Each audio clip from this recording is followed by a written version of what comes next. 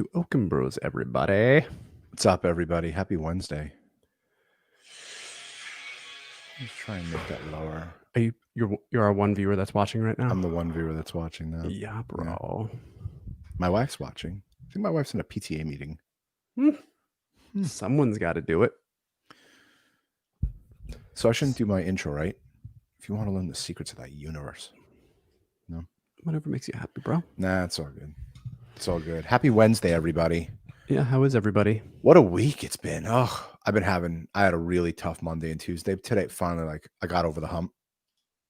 What's wrong with you? Better. Nothing. It's just I've been having a lot of stress. I was some podcasts that we did, and I was like nervous about some shows we did. I don't like to say the word podcast, but we were doing some shows, and I was just nervous.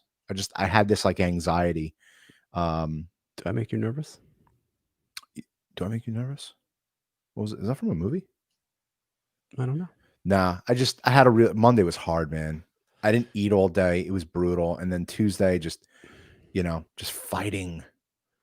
It was like a 1-2. And then today I just get some news. And it's just like, come on, man. Just, dealing with clients, just, the stress, man. It gets to you. I started meditating again, and it definitely took the edge off. Yeah. Because it's just, you get these days where just, everything goes wrong, right? You get out of the wrong side of the bed. I don't believe in those type of things, but it's like when it happens, you're like, oh, this is one of those days, isn't it? You know what I find helps that? No. Like waking up early and like just like getting up, like just not being lazy about things, and it just gets you moving. And I feel like if you're just kind of like lingering about and you're dragging your ass, it doesn't work. What I find worked for me was I went downstairs to the gym and I just started lifting really heavy things, and it got my mind off of whatever was bothering me. We had some clients that were angry, and it was like, God damn, it's like, why does this happen? Right? Like, you think that, everything's going to be hunky dory and perfect and everything. Just like November 30th, I was like, thank God this month is over. Let's go right to December. But listen, problems make you who you are. If everything was always puppy dogs and ice cream, that's what Jordan said today. You would never grow. Yeah.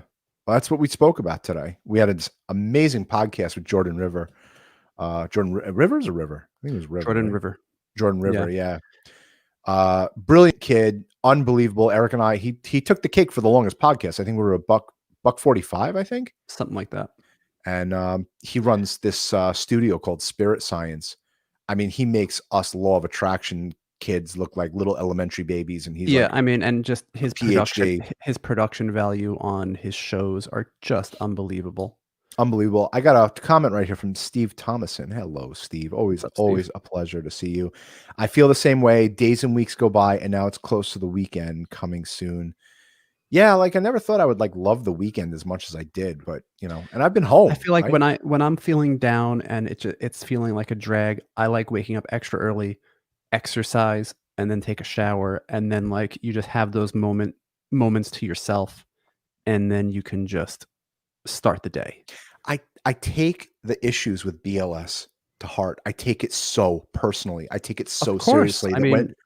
When a driver doesn't wear a mask in a ride, saying it slipped down his face, and we have it on camera that he's wearing a diaper on his chin, and the client is so mad, and you don't blame the client. These people are trusting us, and you have one driver that just ruins it. Just freaks me out, man. I get so angry about that stuff. You know what? You just have to fix it. But then again, like on our call today, Mom's like, they're not robots, they're people. 100%. You can't fault someone. People are going to mess up at things that they do. Yeah.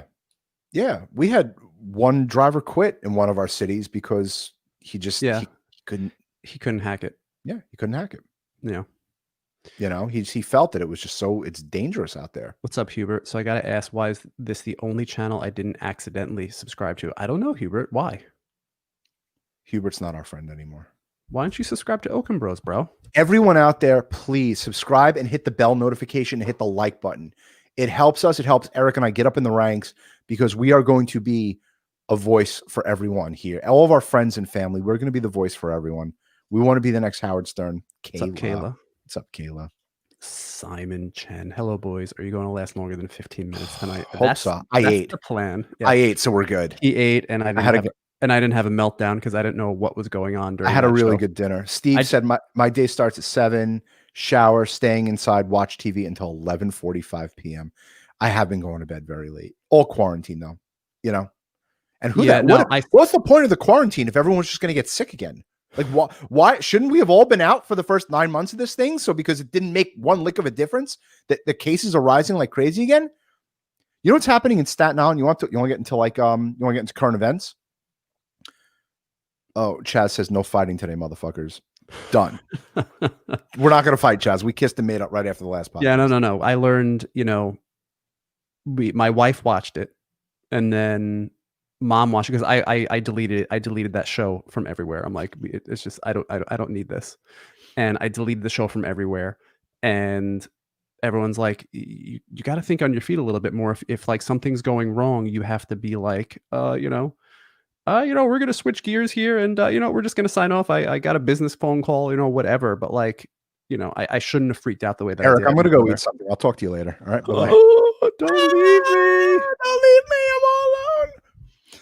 So wait, any experience with psychedelics? Funny you should say that. Whoa. Okay. I don't know why Manuel Roberts. That's the synchronicity, Eric. So wait, that's we had on Jordan River. He runs the channel CEO of Spirit Science.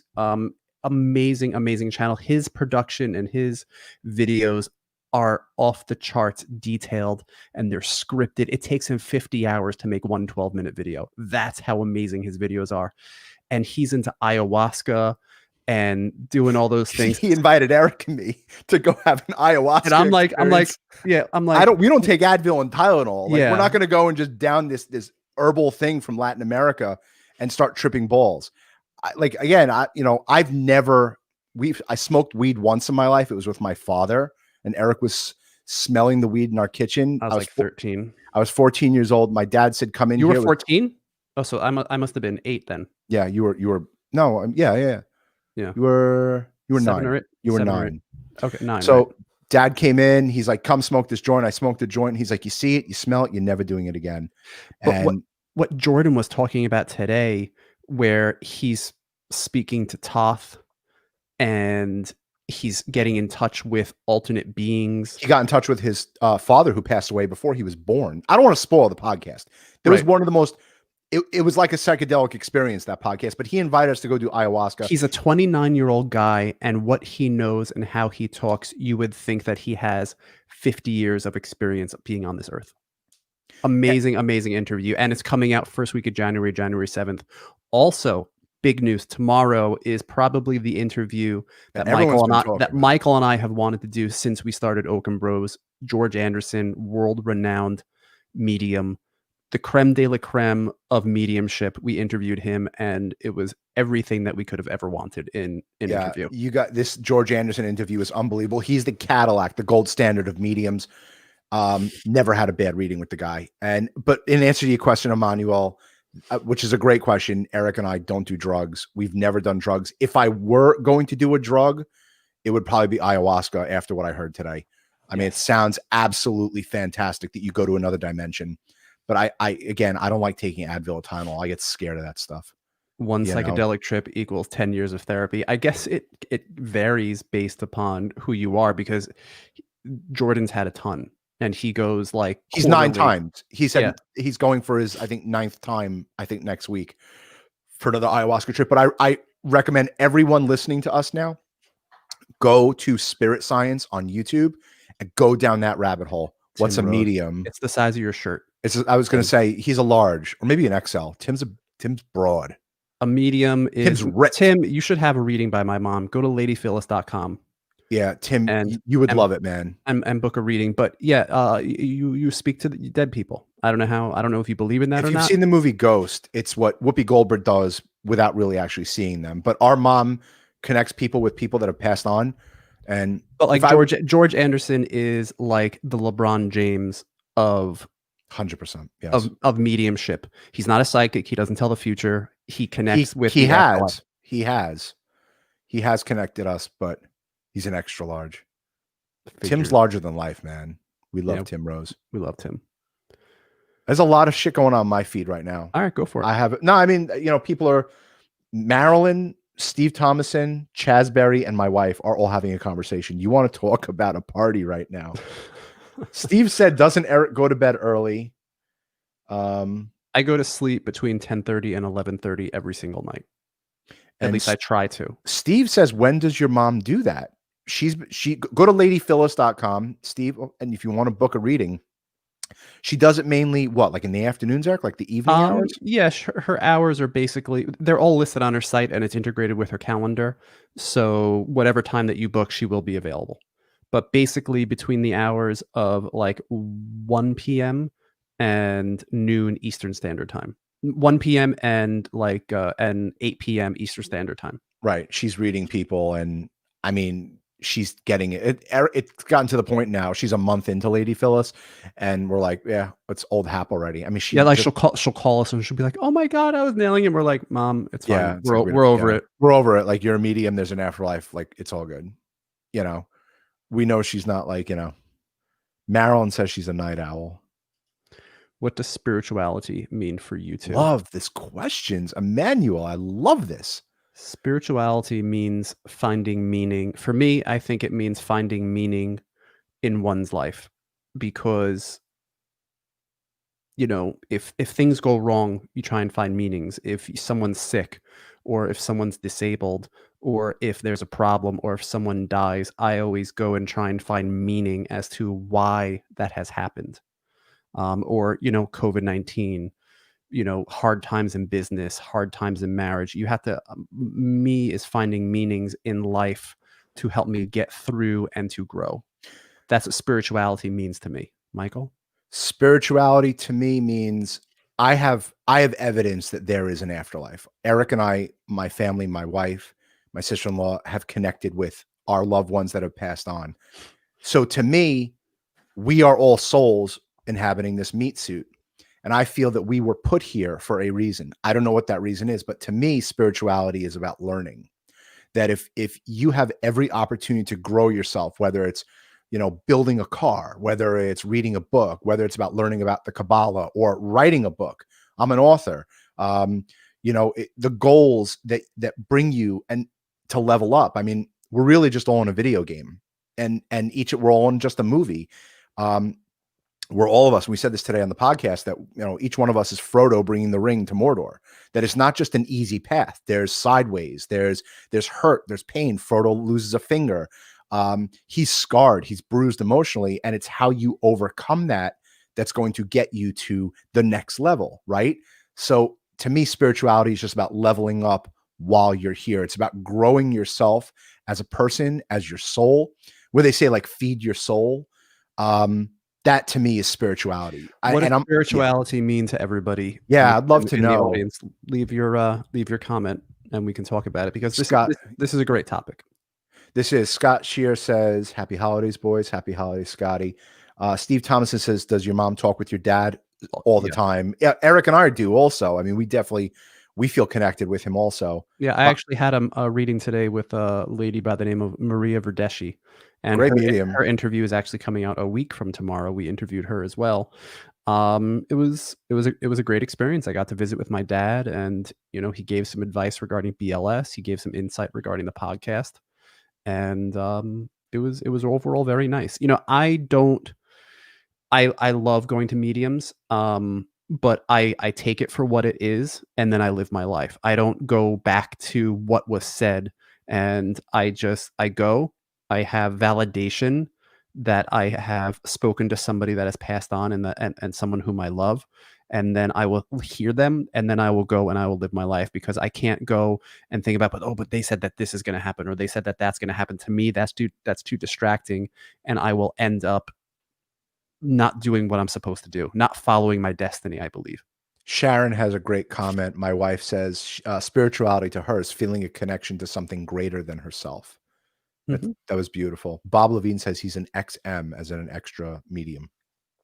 So that makes sense. Yes. I like it, Bob. Boston Bob. Scott Shear says he 100% agrees with Eric. I mean, I understand about living your life, but I do feel that mediumship and He may have been talking about, I don't know if he was talking about this part or the part where I said what spirituality means to me, but I think it was more towards this part because the comment just came through. I right. really feel that going back and getting the guidance from a medium. I mean, I do feel that our Father is guiding us from the hereafter, wherever his soul is, wherever he is. I believe that he's guiding us too. He's guiding us and kind of checking up on him 2 or 3 times a year to kind of get that. I call it like a spiritual report card that, your dad is coming through and saying, do it like this. My dad has come and said, your agent is no good. Literally, your agent who was representing you in Los Angeles is no good.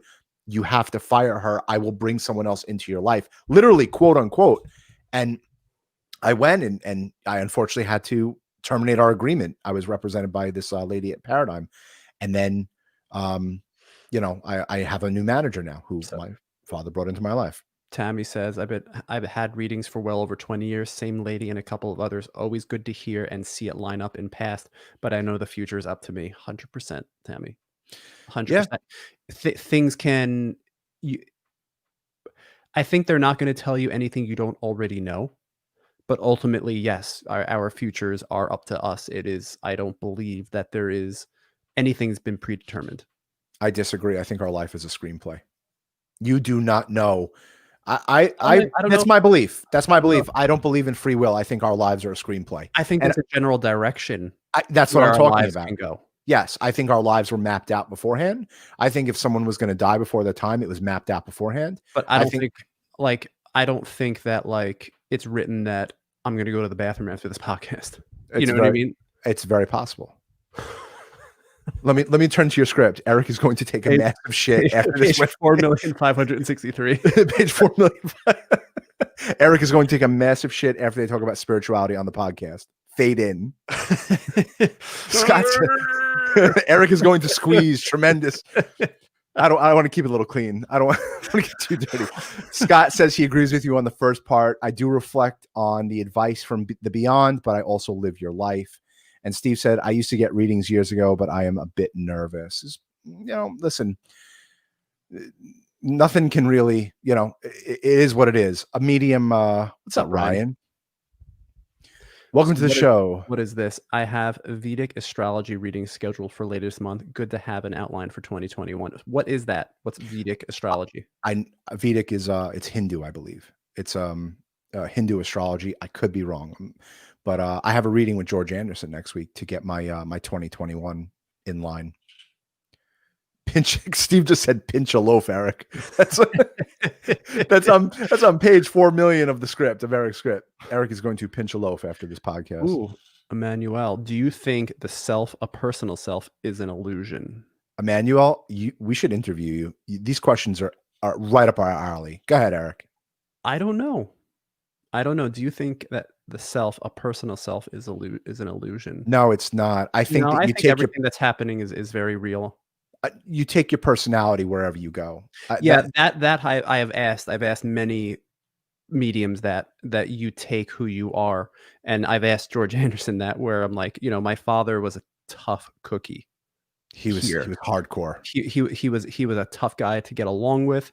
He was all encompassing. When he walked in, all the oxygen would be sucked out of the room because it would be about him. And then I asked, I'm like, is he that same guy over there? And he's like, oh yeah. So that's very interesting to me. Yeah. I do believe that this is all that this is an illusion, that this plane, whatever we're in, we're living in the Matrix. I think the Matrix is a documentary. It's not just a regular Warner Brothers movie, but I do believe that this plane that we're in, this 3D plane, it's all created. I think this is a thought. We could be in the thought or the mind of God.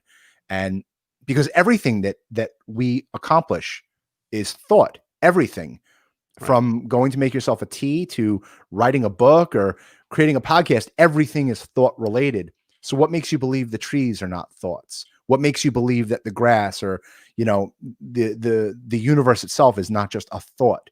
Right. That's what I believe, that, everything is a thought, but for thoughts to happen, it does require action. Absolutely. Well, of course. I mean, I You went can't and you can't just think right. about taking a dump. Chaz just said You gotta go make it motherfuckers. you gotta That go make it happen. yeah, Chaz just said motherfuckers. I got some comments on mine. Dustin Baker, you want to go, Eric? Yeah, sure. You Go would ahead. like Robert Ahato's work, Transforming Fate into Destiny is his book. Check it out. I'm gonna check that out after the show. Chaz said we're cuckoo. Listen, we're not here to convert anyone. A lot of people don't believe in what we're saying. Chaz, I would love for you to get a reading by my mom. She'd probably freak you out. Hey, Eric and Michael, it's Dustin from San Francisco. How are you all doing this week? Dustin, I said in the beginning I had a lousy couple days, and today was like an okay day, but we're getting over the hump. We're getting over it. I'm looking forward to the end of the week. Thanksgiving was fun. I made a turkey. I made a toiki, as Dad used to say. I made this big, beautiful turkey. It's a good question, Ryan. Dare I ask how y'all are holding up BLS, and is the podcast a pivot or blessing from the COVID times for you all? Great question, Mike, if you want. Go for it, bros. Listen, we're ride or die at BLS, so like we're all in there, obviously, and we're gonna be fine. We, the business that we have is keeping our wheels rolling right now, not anywhere where we need to be, but we set ourselves up for an emergency like this where we have equity in buildings that we are using to help us survive. This podcast we started 18 months ago, so we started this well before COVID ever happened. Definitely, COVID presented a lot of new opportunities for the podcast, which has been pretty cool. Because when we were doing this out of a studio in our office, it was a little bit more cumbersome to interview people. But now, as we work from home, and then we found StreamYard, much easier to do this type of thing. But yeah, no, I think what COVID introduced to the world is that you have to have multiple gigs. Listen, Michael's a writer. My mom's a medium. My mom's also a writer. We have this podcast. We do BLS. We own real estate.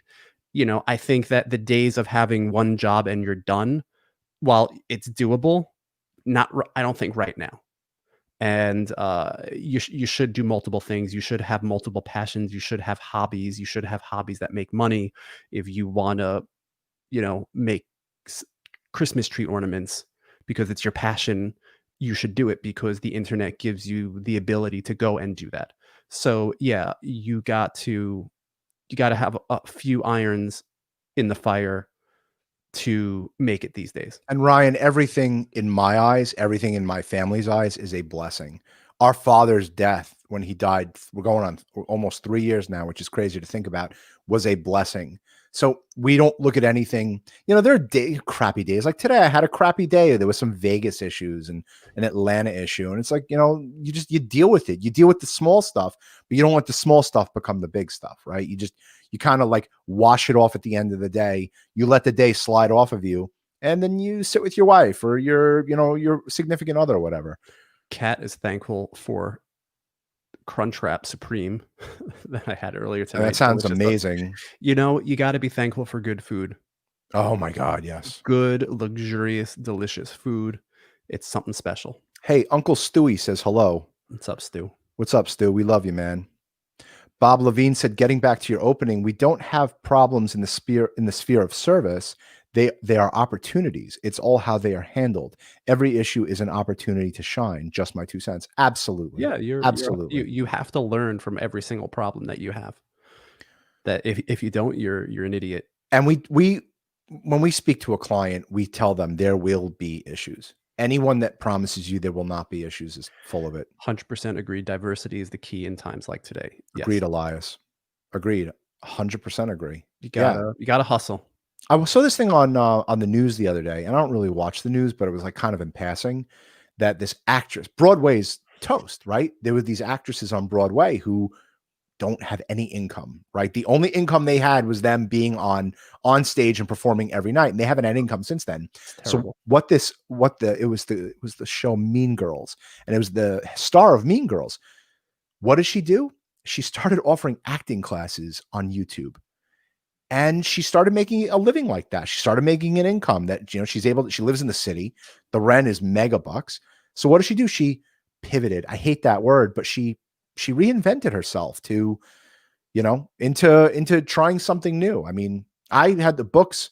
It was really when Uber came out. When Uber came out, but it wasn't because of Uber. It wasn't because of Uber. I just kind of likened it to then that, like, oh, maybe one day there won't be a BLS because Uber's going to take over the world and no one's going to need, chauffeured car service. Maybe my books will take off. And, we're going on strong. My first book, we're going on a 10-year anniversary of Just Ask the Universe. It's amazing. Congrats. Yeah, it really is. Thank you. Dustin Baker says, I'm sorry to hear about your guy's dad. I can relate. I lost my dad to cancer back in September. I'm sorry to hear that. It's super raw, but still all we can do is move forward step by step. Dustin, I'm going to tell you what my uncle Stuart told me at my dad's funeral. It was maybe after we were to dinner afterwards, because I was distraught. It was horrible. Stuart said to me, and I will never forget this. He said, the grief doesn't last. He said, whatever you're feeling now will not be permanent. You're going to get moments, but it won't last. And I will never forget that Stuart did that for me. It was painful. It gets easier. And there's life before someone that you love dies, and there's life after someone that you love dies, and you are changed forever, but it does get easier. And for any consolation, Dustin, if you want to get in touch with your dad, I know for a fact that our father's okay. I'm pretty sure your dad is doing great. He's okay. He's out of his suffering because cancer is really brutal. I would look into mediumship. I would look into spiritual books. Look into George Anderson, look into Thomas John, Kim Russo. There are mediums out there, Glenn Dove. There are guys out there that can connect you with your dad. And you can visit my mom, ladyphyllis.com. Yeah, you can visit our mom who has been giving readings. And again, if you don't believe it, we're not trying to convert you, but there's a definite comfort because there was closure right after our father died. We saw George Anderson 1 month later, and our dad came through. It was him, and it was the closure that my family and I needed from him because it was bad. The ending sucked. Ryan says, you guys provide such a nice balance of perspective. And as brothers, you guys are probably very used to agreeing to disagree cordially. The social media world has a lot to learn from you all. And this is fun to hear you guys tag team this. Yeah. I mean, that's beautiful. Thank you. Thank you, Ryan. We have a yin and a yang. Definitely. Yeah. I'm smart. Eric's dumb.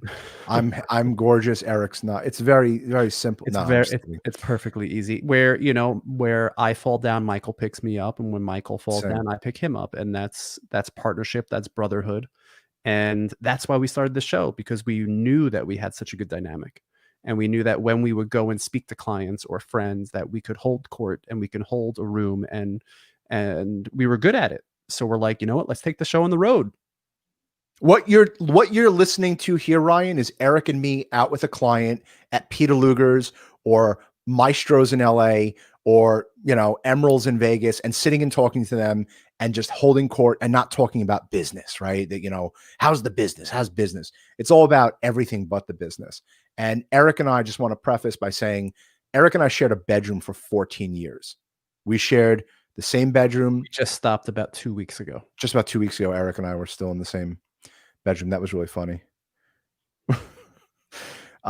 But he, really and truly, Eric and I are soulmates. We're definitely yin and a yang, where I wear my emotions on my sleeve. Eric is much more logical and reserved. Eric, I wouldn't be where I am today if Eric wasn't there propping me up. Agreed. I mean, we had a show on Monday. We were fucking at each other's throats. But I was melting down because Michael wasn't engaged, and I'm not one to be able to do this show by myself. So I was flipping my shit. Yeah. But I was so upset. You live and you learn. Dustin said, I most definitely agree to that, as I lost my mom back in 2003 when I was 23. Grief does go away. Dustin, I'm sorry, man. It's brutal. I would recommend going to a medium. Glenn Dove, great guy. Will give you a good reading. Chaz says Robin and Howard. I don't know. So what does Emmanuel have to say? All objective experience, thoughts, and feelings appear and disappears, but being aware remains present throughout all changing experience, just as a screen remains present throughout all movies. Love this. Emmanuel, did you write a book, man? You should. All objective experience, thoughts, and feelings appear and disappear, but being aware remains present throughout all change. Yeah. Right. So you're just, your soul carries through whatever life experience you are living, whether you're in this meat suit or you're living your life spiritually as a soul without that. Awesome. Well, I look at it like, I have my father-in-law believes birth to death, and that's it. After death, you're he likened it to a dead television in your garbage can. The TV's dead and that's it. And I came back to him and said, the TV might be dead, but the channels are still working. So, and then he had nothing to say about that. So I kind of stumped my father-in-law. That's what Kat had to say. A lot of out-of-the-box thinking required these days. And yes, sorry to hear about the losses everyone has endured. It does get easier, and you cherish those memories. 100%. Yes, it changes you, where makes you live more in the moment and cherish the fun moments that you have. Howard said we're Robin Quivers and Howard Stern, and I'm definitely Howard Stern. I'll be Robin Quivers. She's the smart one. That's fine by me. And Jen, your wife, said death sucks. And that's basically, yes, it's very unpleasant. But there is an element that it is a blessing when it is over. When you see someone suffering for so long, it sucks. Listen, no two experiences are the same when you have to watch a loved one die. I saw a TikTok, and this guy was a father of 3, and he's like, I have COVID. And he's like, I don't know if I'm going to live or not. And he's like, I'll be fine because I'm going to heaven. He's like, but I am so worried about my 3 kids. Oh, right? What a downer, man. Breaks your heart. Terrible. Jen, your wife, says, my dad didn't believe. No, David did not believe. Nope. He didn't believe in it. Our dad believed in the afterlife. But your dad, Jen's dad, came through and basically said, I owe Eric money, right? Did you bet that there was an afterlife or something? I told him to come visit me, and when we go to a psychic, if he, when he's over there, and he did. He didn't know what was happening when he passed. He was telling when my wife went to go see a medium, my father-in-law didn't know what was happening. He was like confused, and then he saw his mother and brother, and they welcomed him over to the other side. And just keep in mind, the psychic that she went to had no idea who Jen was. So to even say that she knew that he had a mother and brother passed on, you don't know these things. So it was all great experience. Jen said, yep, he said the mediums were making a racket. And he kind of put his money where his mouth is. Right? Yep, totally. So yeah, what else you got on your feed? I think mine's refreshing here. I got 10. No, we're at 8 people watching. But yeah, we're getting some good stuff here. A lot of comments. I love that Chaz called us Howard and Robin. I like brain farted for a minute. I don't know what he was saying. Howard and Robin. I was thinking like Batman and Robin. But no, Howard and Robin. Is anyone out there like Howard Stern? Eric and I were obsessed with Howard Stern. Best interviewer ever. Do pets connect through mediums, or do you know anything about that? Yeah. Our father said that he was with our dog, Sophie. Yep. The dogs welcomed him over. We had Alvin, Tessie, and Sophie.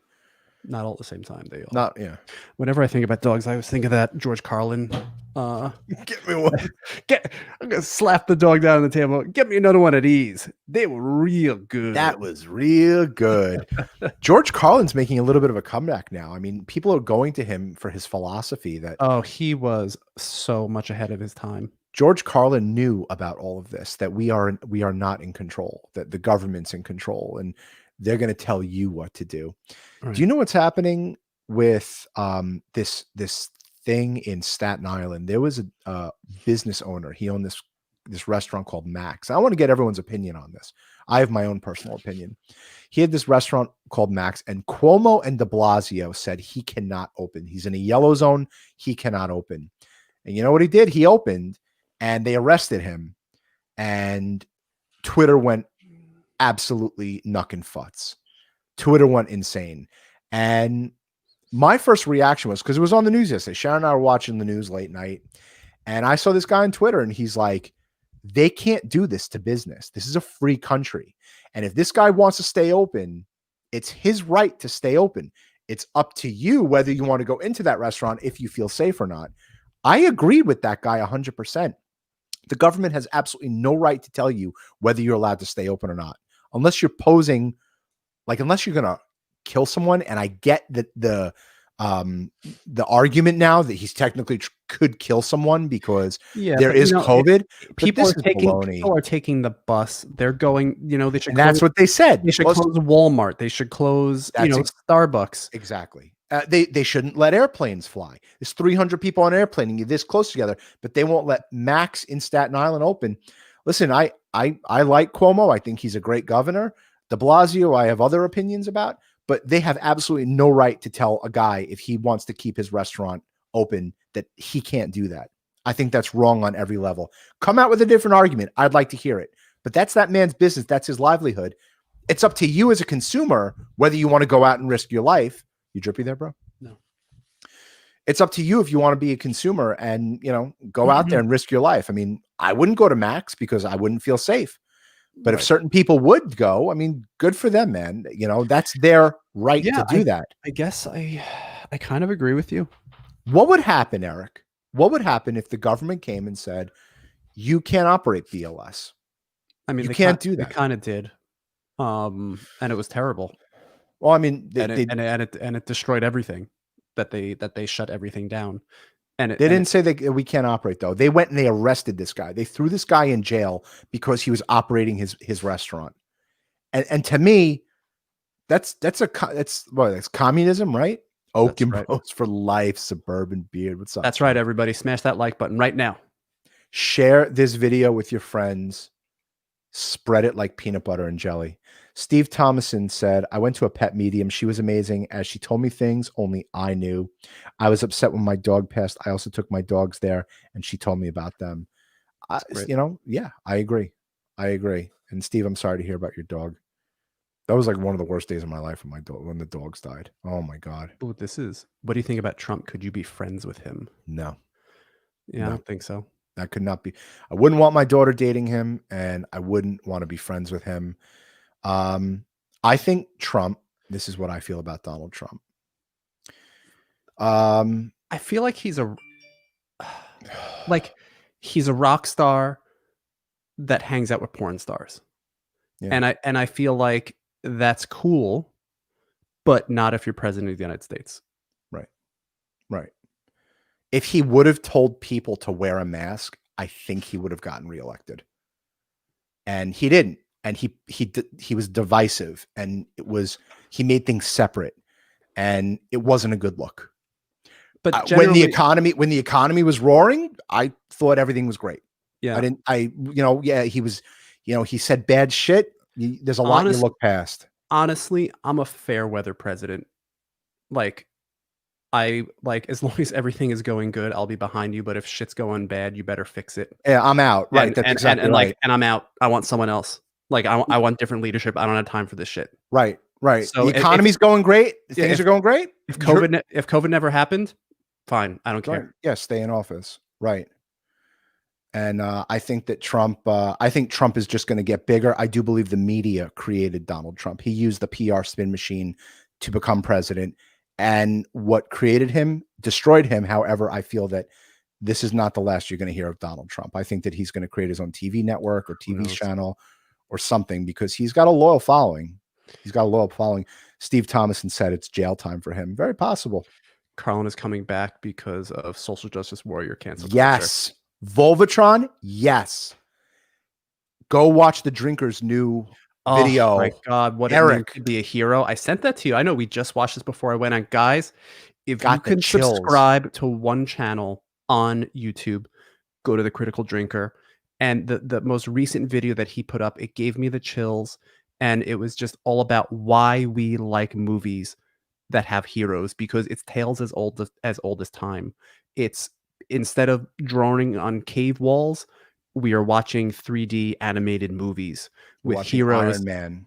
And that video was just mind-bending. And how today they're trying to create heroes that are like you, and it's not working. The point of a superhero is they're not like you, that it allows you to aspire to be like that person, that you want to be like Iron Man. You want to be like Captain America. You want to be like Hellboy, and you want to overcome the forces of evil, because that's what life is all about.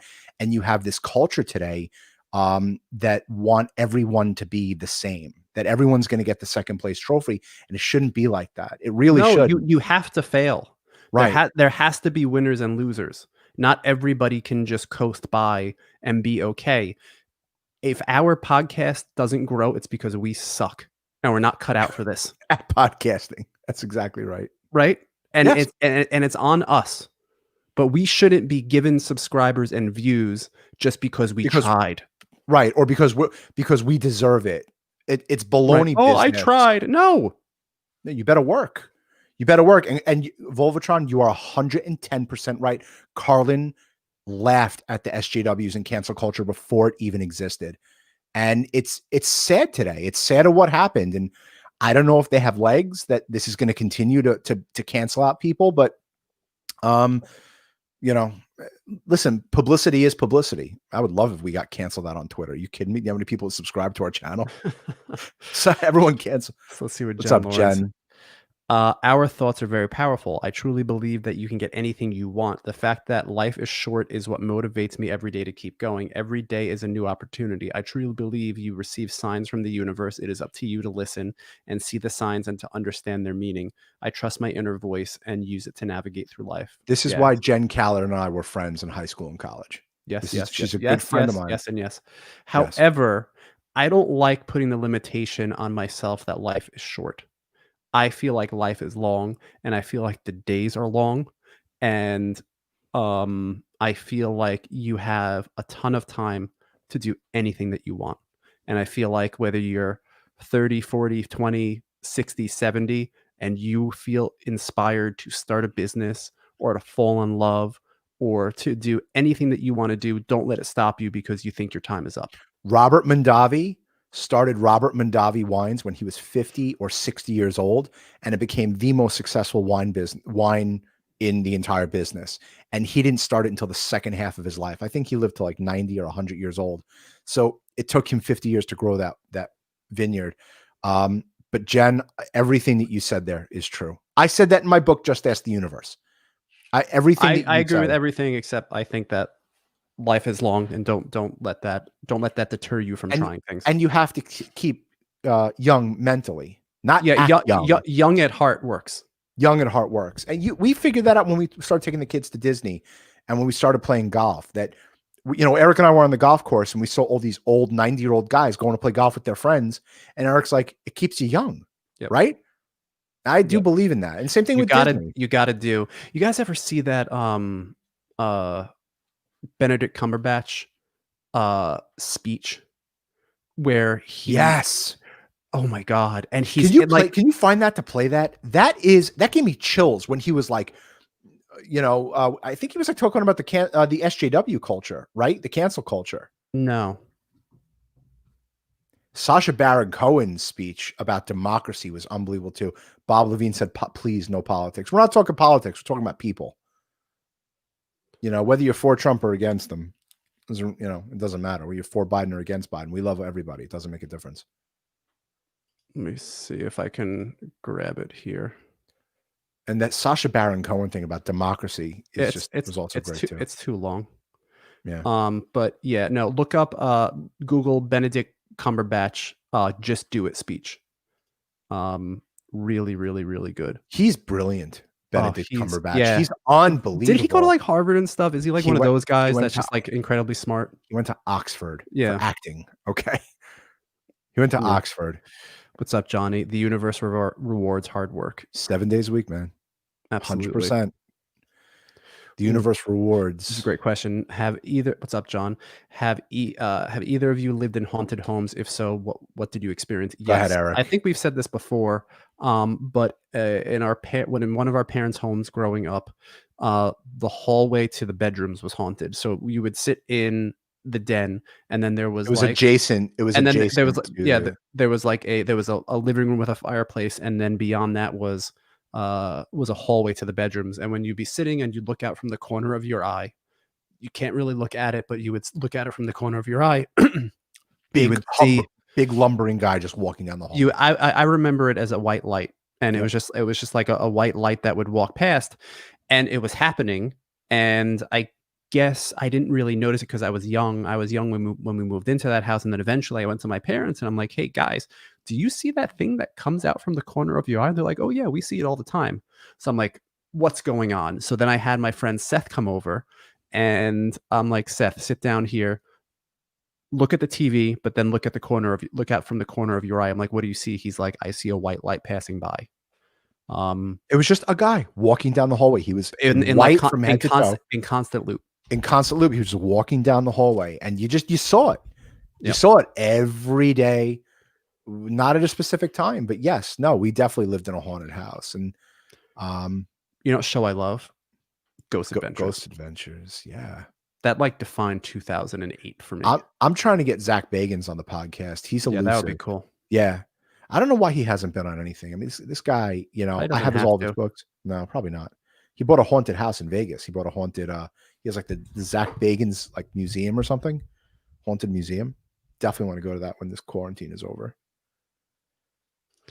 Have you guys discussed God or heaven with anyone on the other side or during mediums? I find it very odd that mediums don't discuss either ever, and I would imagine I'm one of the many who have thought about this. Yes, watch our interviews with Kim Russo. Watch tomorrow morning, 8 a.m. Watch our interview with George Anderson. If you're very interested in that, go read the book Ask George Anderson. He explains everything. Yeah. And specifically, we asked our father, Ryan, when he was over there, wherever there is, if he can give Eric and I the secrets to the universe. And he did. He did. And we mentioned a lot in the other podcasts. He told us that no BS. Archangels. This leads right into what Dolly's saying. Talk about a synchronicity. Yeah. Can you talk about who your go-to archangel? I just want to finish my thought real quick. Yeah, but our dad said that archangels are on tap for any request you want. Archangels are on tap for any request you want. So especially if it's attainable, attainable goals. If something is just out of reach, if you want to sell your house, if you're looking for a new house to buy, if you need someone to come up a few dollars on a car that you're selling, use it for things that are attainable, that just need a little nudge. And the book is called 72 Angels of Magic with a K. So right now, Dolly, that's a great question. And I'm going to tell you right now, the archangels that I'm working with, that I'm invoking, and it's from this book, Magic and the Law of Attraction. It's Gabriel, Raphael, Haniel, Michael, Camiel, Raziel, and Metatron. And I have this sheet, and I get a request every day, and I ask the archangels, and I cannot tell you of how fast it works. Our dad said they're ready for you. They're there. They're listening. And I got to tell you, I didn't believe in archangels 1 second before I had this reading with George Anderson. We didn't even know they existed. I knew they were archangels, but I thought they were like a religious thing. Like 6 months before Michael had a reading with George, our mother had a reading, and she came back and she's like, "Dad's telling us that we have to." 6 weeks. It was 6 weeks. 6 weeks. Sorry. She's like, "Dad came through and he's telling us we have to read the Psalms." And we're like, what? So we just kind of ignored it. And then Michael went, and then like he really drilled it in hard. He said, "You and your brother have to go and start." And I went shopping on Amazon for these books while my dad was coming through this medium, George Anderson. And I've been working with all of them. In the book, 72 Angels of Magic. There's basically an angel for everything. If you want to put a curse on someone, there's an angel for that. If you want to, make more money, if you want to sell a book, if you want to get an agent, if you want unexpected income, if you want, can't tell you how fast it works. Yeah. If you want love, if you want to change surroundings around you, it gives a nudge. Don't ask for $1 billion, but you can ask for things that are attainable. Yeah. Dolly, who's your archangel? And the question is why? I haven't figured that out yet. I haven't figured out why. Like, I'm working with this archangel in the 72 Angels of Magic. I don't want to say what it is because I don't want to like ruin the magic, but like there's a reason I'm working with this one angel. It's a specific request, and so far it's been working. So, who do you work with? Because we're very interested in this stuff. Archangels and I can magic. feel people's energy and sometimes feel people's thoughts and really find it hard to shut off. You should go take lessons. Jen, Look up Kim Russo on she loves Facebook. Kim Russo. So Yeah. she does lessons. She'll You help got to, she'll help you hone it. yeah. Jen, you got to start looking into Thomas John. He has sessions and readings. Thomas John on Facebook. He does lessons for people on how to become a medium. You're intuitive. I always knew that about you.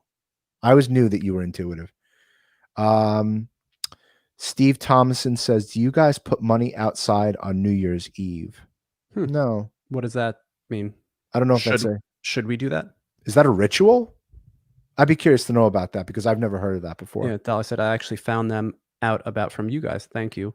And want to know how to get started since there are so many 72 angels of magic. Go find something that will apply to your life. If you want an increase at work, if you want better health, if you want, a spouse, or if you want, I don't know, to publish a book. Pick up this book by Damon Brand. Pick up this book. It's very easy. Takes the first 20 or so pages explain how to do everything that it is that you want to do, and then just do it, and then just keep doing it until it becomes natural and you kind of work out the kinks. And you just have to try. But that book is the basis, and then from there you can just kind of go and branch out. Steve Thomas says yes, it's like a ritual. I've never done that before. I'm going to do that this year. I think we all need it. Everybody. So what do? You put money out on your doorstep? And do you put it in like a bottle, or do you put it in like a bury it box? in the ground? Like, what do you do? I'm gonna do this. What would you tell your 20-year-old self? It's much better at 42. Yeah. It's much better at 42. Yeah. And you got to work. You got to work. I wrote Just Ask the Universe when I was 10 years, when I was 31 years old, 32 years old. I wrote Just Ask the Universe. You got to read. You got to read, you got to consume content, and you have to create your own content. Yeah, but don't get caught in a hamster wheel of just reading about things. Correct. Get the knowledge, apply the knowledge. Don't get caught in the self-help hamster wheel that you're just reading and reading and reading and reading, and you're not applying anything to your life. Read Gary Vee, read Anthony Robbins, read Damon Brand, the Archangel book, read my book, Just Ask the Universe. I'm not trying to plug it. It will help you. It will help you get what you want. And you gotta taste different things. If you don't really know what you want to do, try different things. And you can be creative as you want. And you can find mentors. People most likely people are more than willing to help. So just Emmanuel, if there's a topic that you like, start a podcast. I wish Eric and I started a podcast at 20 years old. Oh my God. I wish we started this in 2006.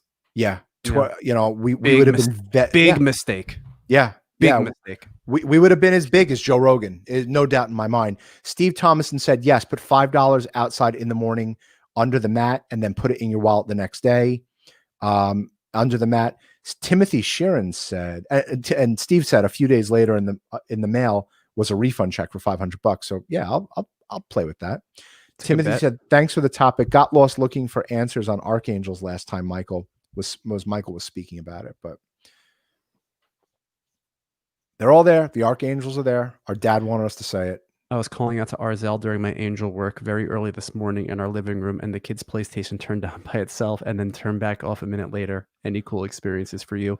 The first time I started, when you try and reach out to Raziel, I'm going to tell him the story. You have to imagine as if lightning is striking you in the chest and tingling you in your body. And as I was doing that the first time, I was getting so into it, and I had my eyes closed, and every single time that I was saying it, it just felt I would have shivers going up and down my body, and I haven't quite been able to replicate it from happening the first time, but I felt connected for the first time in my life to something bigger than my reality.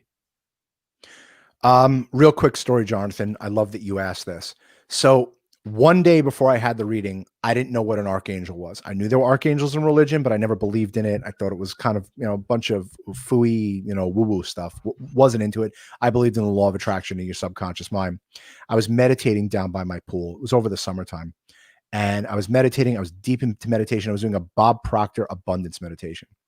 And on my life, on everything I own, this thing landed next to me. It was a foot. It was a loud footstep. And I looked down. It was this big foot, this big, heavy foot. And I looked and it had this brown garb, this brown wear. It had angel wings. And I looked up and it looked down at me and it had brown curly hair. He was gorgeous. He had like really shorn chest. Like he had really, really short chest hair. He kind of looked like Brad Pitt with really big eyes. And as quick as I saw him, as quick as he disappeared. And the next day, I had the reading with George Anderson. And my dad said, you got to start looking at Archangel Raziel. Look at Archangel Raziel. Go by Raziel's Paths of Power, by the 72 Angels of Magic, the whole 9 yards. So I was like, all right. So I started going down the Archangel rabbit hole. And I Googled Raziel and I looked at images. I don't do drugs. Like there was a question earlier in the podcast of like, have you done psychedelics? I smoked weed once in my life. I don't like drugs. It's not my thing.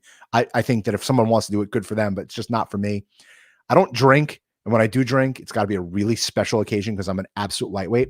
But I swear on my life, this thing was next to me. This is exactly how he looked. This is exactly the clothing he wore.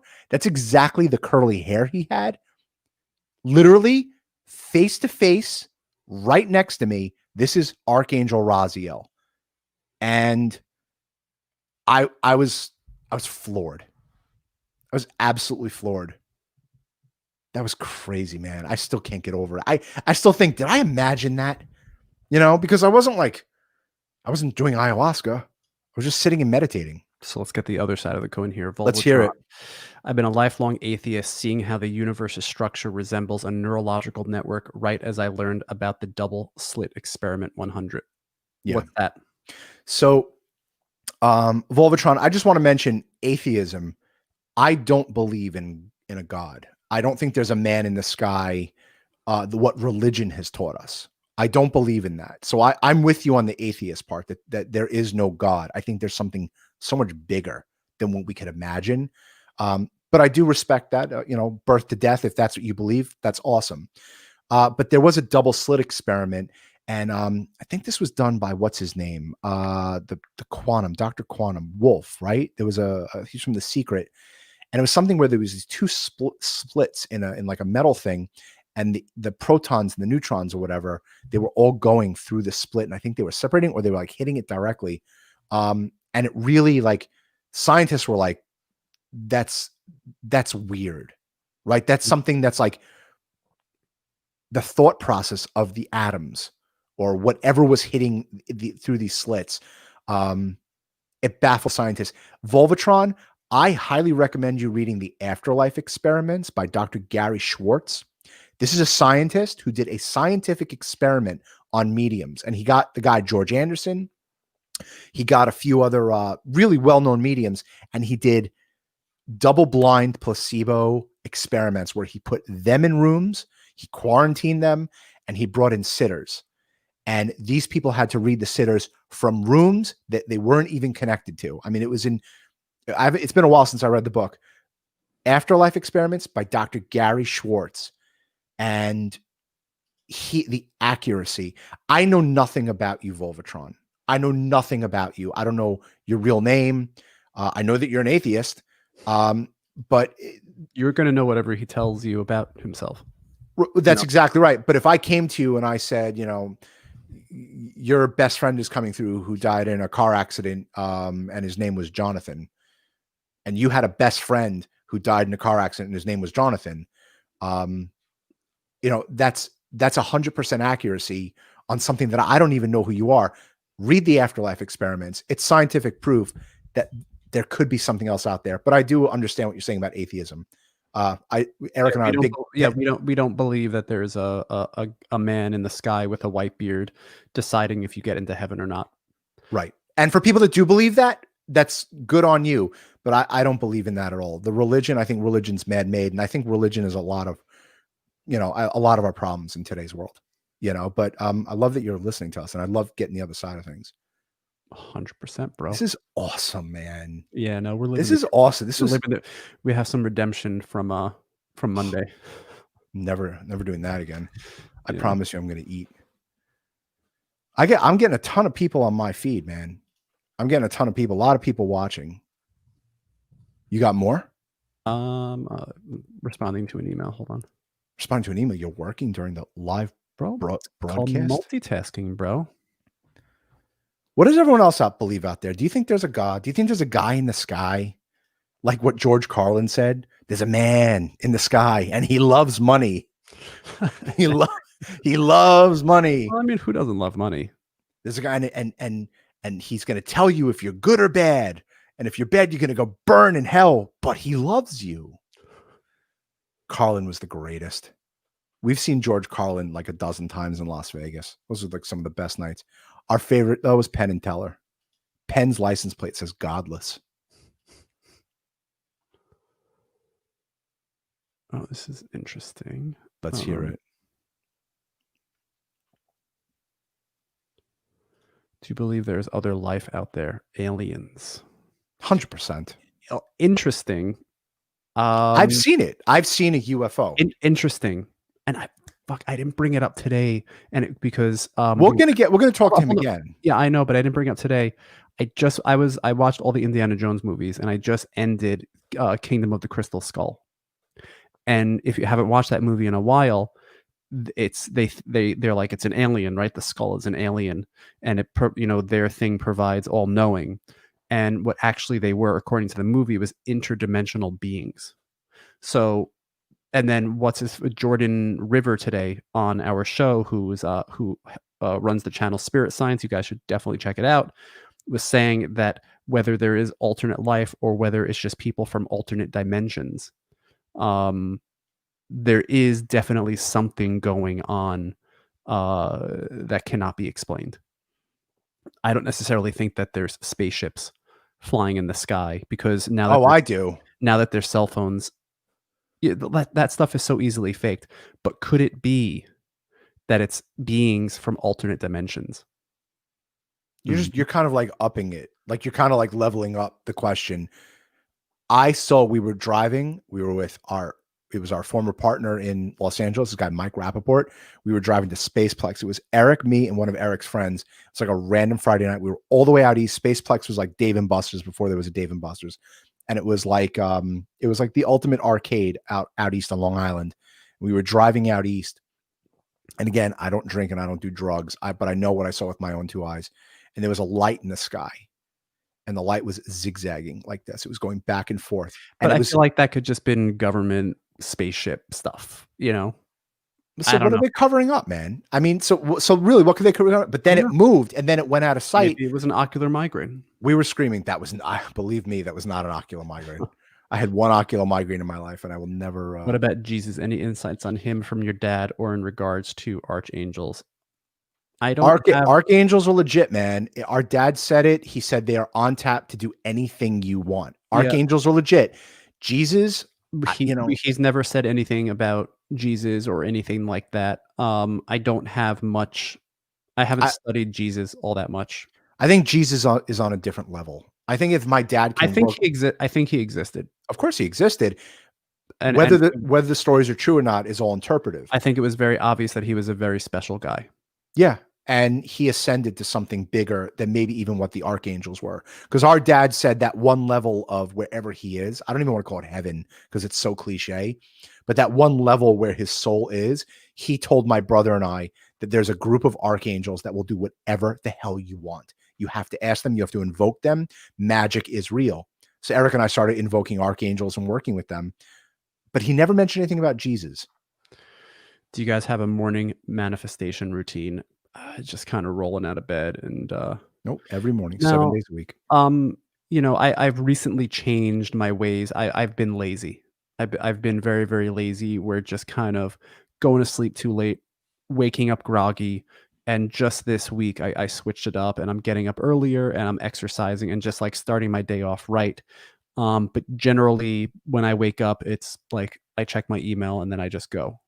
So I don't really have anything like that. I want to just mention, Dolly, I've always had a morning routine. I journal, and I have a draft, and every morning I do my affirmations.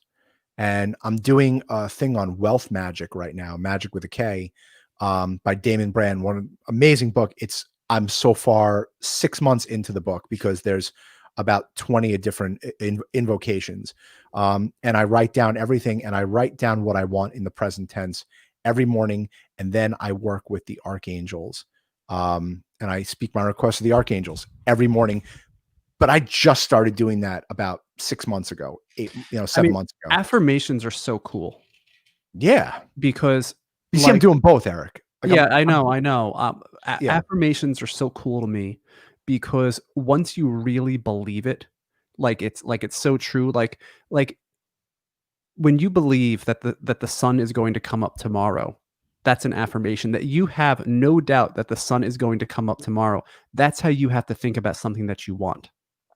Yep. Right. And I do that with my books. I do that with my business. And it's hard not to feel silly or weird by saying that we're going to have the biggest podcast in the world.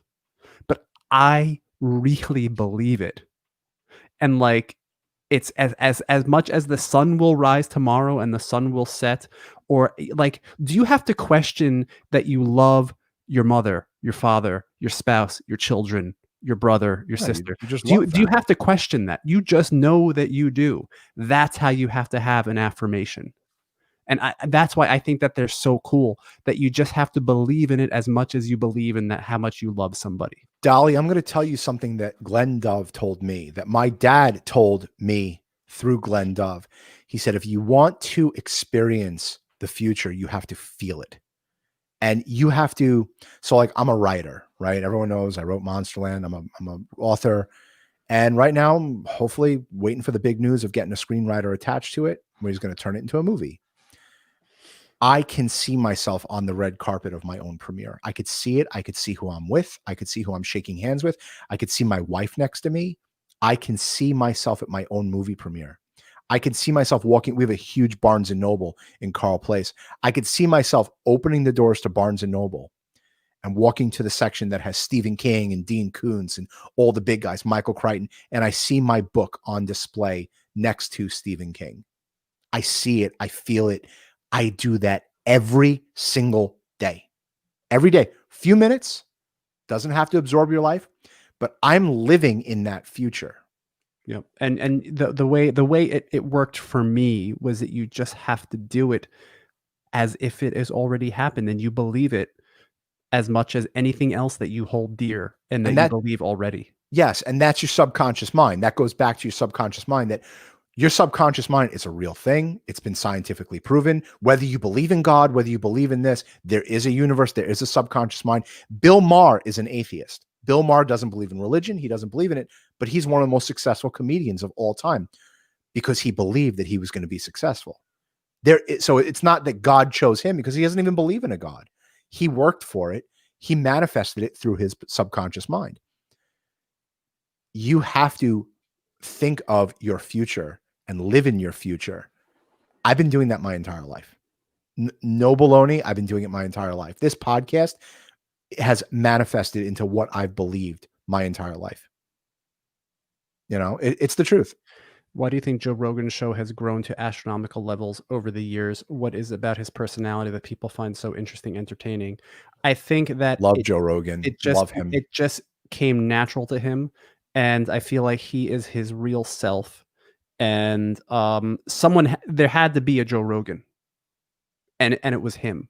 There had to be a Howard Stern of podcasting. There had to be someone that was going to legitimize it. And it was him. And it's the perfect format. And his podcasts are 3 hours long, and it goes against everything. It goes against every 12-minute show on YouTube. It just goes against everything that is supposed to be popular, and it just works. And he has guests on. Eric, let me jump in real quick. He has guests on that you want to hear what they say. That's Howard. Howard is the best interviewer of all time. He's better than Letterman. He's better than Leno. Howard Stern is the best interviewer because his interview of Hillary Clinton was amazing. Robert Downey Jr., Billy Joel. I still think about the interview with Howard and Billy Joel. I know, but like those guys are entertainers, and Hillary Clinton, you always feel like she has like some type of guard up, like she is hiding something.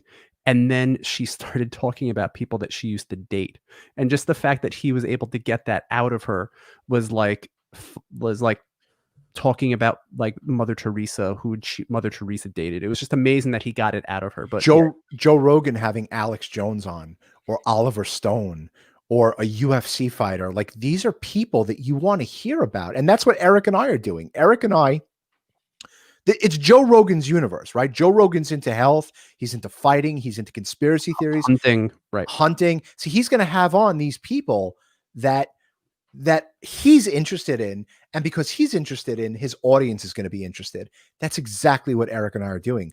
We had on George Anderson. We're sticking to everything that we know. Right. That's it. Everything that we know. You know what? We didn't know on the air, Eric, but we didn't know about veganism, but we had on vegan gains. And, but it goes into health. I mean, I'm interested in that. Yes. We're not vegans, but I want to hear about veganism. Sure. And it was we're gonna, we have this guy Sviraj that he said he wants to be interviewed by us. He eats raw meat. He eats raw chicken and raw meat, and we're gonna have him on the show. George Anderson podcast drops tomorrow. The George Anderson show drops tomorrow. These are people that we like to talk to. We want to hear about mediumship and spirituality and archangels and afterlife and health and growth and everything. That's what makes Joe Rogan so interesting, that if you want to know, he's the authority on YouTube, that he has Dr. Rhonda Patrick on to talk about vitamin D and fish oil. It's all there. He has that guy on, Duncan Trussell, who talks about archangels and evoking magic. Like, it's all there. And Eric and I are literally taking. Someone had to do it. Someone had to do it. Joe Rogan did. It was going to be somebody else. He paved the way, and there's unlimited potential for anybody who wants to start their own show. Tips on how to become a better writer. Michael, I'll let you take this. Well, no, I mean, there is one book. I'm gonna get to that. I'm gonna get to that. Yeah, you got to read. You got to read and read and read, and you have to read. Better writer like a screenwriter, or better writer like an author. What helped me was Save the Cat. I have it right behind me, right over here, if you can see my finger. Save the Cat by Blake Snyder. A lot of people gave me shit for that. A lot of people said, oh, he's a sellout. He makes formulaic shit. Exactly. And for people that are saying he's a sellout, they're saying that Star Wars, Harry Potter, and Avatar were sellouts too, right? It's about the hero's journey. So how to be a better writer, you got to read. I have read thousands of screenplays, thousands and thousands and thousands of screenplays, learning how to write stories. Well, that's because you wanted to be a screenwriter. Right. So but then read the books that you want. And then it morphed into writing novels. How did I write novels? You got to read Michael Crichton. You got to read Stephen King. You have to watch movies. You have to learn structure. But you know what? I wrote a self-help book called Just Ask the Universe.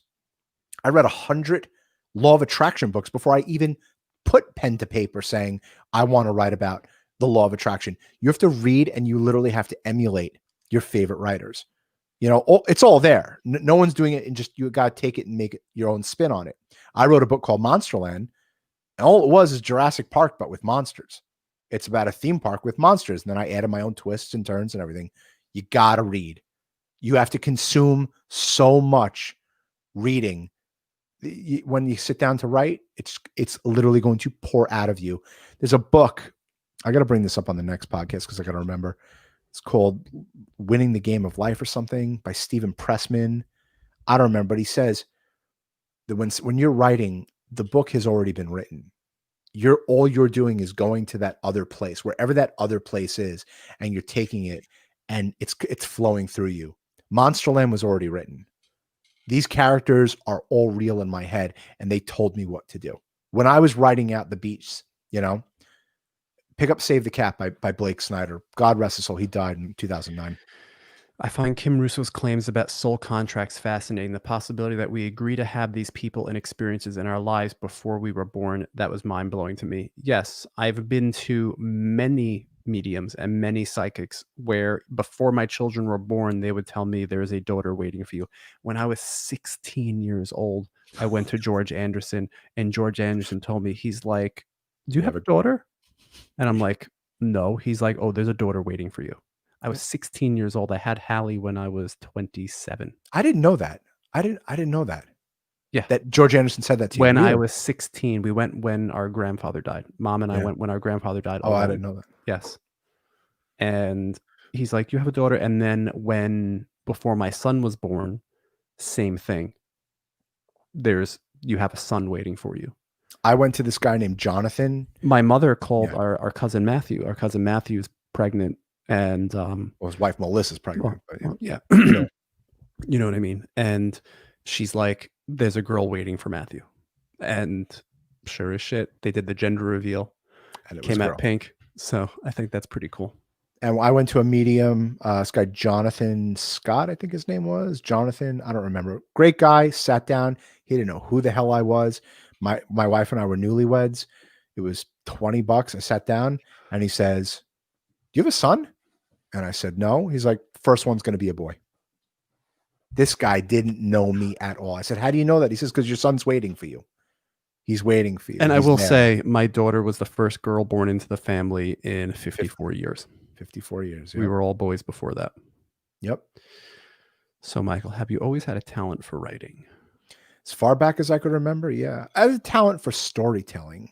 I think there's a difference between writing and storytelling because there's some garbage out there. Our mother is a really good writer. Yeah. Yeah. She's a really, really, really good writer. The idea that I could take a screenplay and then flesh it out into a book, it literally flows to you. I have to plot. I can't be a pantser. I can't just sit down, write chapter 1. I have to know what the final chapter is. And that's why I write my screenplays before I write my actual books. But I've been writing for real since I'm 15 years old. I wrote screenplays all in college that were in with the times. I wrote a screenplay for Bringing Down the House, which turned out to be the movie 21 with Kevin Spacey. But I wrote that, and I wrote my own screenplay for it. But I've been writing since I'm 15. I was an English major, and yeah, I read Moby Dick. It was horrible. All those books in college were horrible. But I'm a voracious reader. I love to read. And now my new obsession is YouTube. I think YouTube is just amazing if you want to learn. And then you can get stuck in TikTok. I was waiting. Yes, kiddo, you were. Alex was waiting for what? To be born into your life. Yeah, Alex, that's an actual true story. Ammo Gaming is Michael's son, Alexander. I'm setting Alex up with his own YouTube channel, everybody. As soon as I get that Xbox back, I'm setting him up. I'm going to create a studio, and Alex is going to be gaming. But yeah, no, I think writing it's a journey and it's a process. Are we done? Are you? Yeah, I think I'm good. Let's wrap it up. Do you have anyone else on air for you? Any other questions, comments, concerns? Seems that those are amazing questions. Yeah, no, thank you guys for tuning in. Absolute pleasure. You made our night. If y'all could please like, subscribe, and share our show. The subscribe button, hit the thumbs up, hit the bell notification icon to get reminded for when the show does go live, and spread this video around like peanut butter and jelly. Everybody should hear about Archangels and writing screenplays and the universe, the laws of the universe. Guys, we are so grateful that everyone takes their time and sits and listens with us. This is living the dream. Beyond grateful, everybody. We love you all. Peace out. Have a good Wednesday night. Have a good rest of the week, everybody. Good night. Tomorrow, George Anderson, and on Monday, 2 p.m. Oh, no, actually, Monday, 2 p.m., we will not. I have a doctor's appointment at that time, really? So we will not be live on Monday. Steve Thomason said, go to bed, Eric. I am Schliffy, Steve. So it's everybody have a good rest of the week. Remember, all this strife that happens, it's just temporary. We may have a pre-recorded video out Monday, so we'll see. I think we'll figure something out. We'll do something. Everybody have a good week. Good night, guys. Bye-bye. Later.